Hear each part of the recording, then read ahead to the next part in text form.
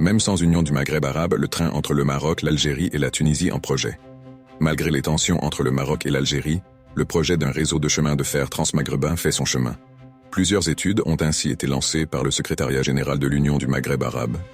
Le 28-08-2024, Lamia El Ouali. Le secrétariat général de l'Union du Maghreb arabe avance sur son projet de chemin de fer transmaghrébin devant relier le Maroc à l'Algérie et la Tunisie. Malgré les tensions politiques persistantes entre les deux pays ciblés, l'institution poursuit ses activités préparatoires de ce projet. L'élaboration d'une étude de faisabilité socio-économique, d'une étude de trafic et de recettes, d'une étude technique, d'une étude environnementale, d'une étude financière et d'une étude institutionnelle pour la facilitation de ce mode de transport, ainsi que du transit transfrontalier. Les principaux produits du projet ont été remis à l'UMA et à la BAD, qui étudient actuellement la possibilité de le financer.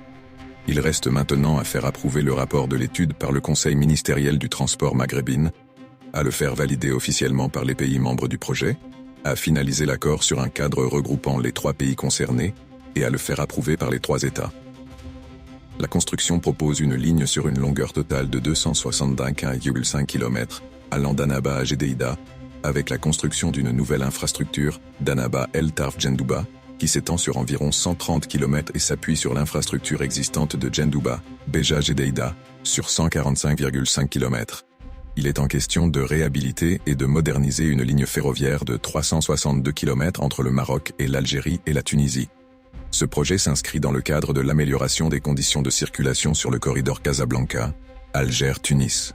Il devrait permettre de considérablement stimuler le commerce régional et les économies de ces 3 pays. Cette ligne ferroviaire pourra transporter jusqu'à 4189 passagers par jour, de même que 4,236 tonnes de marchandises dès 2025, en concrétisation des échanges commerciaux à venir, des flux qui seront en hausse continue. Merci de toujours me suivre pour être informé les premiers.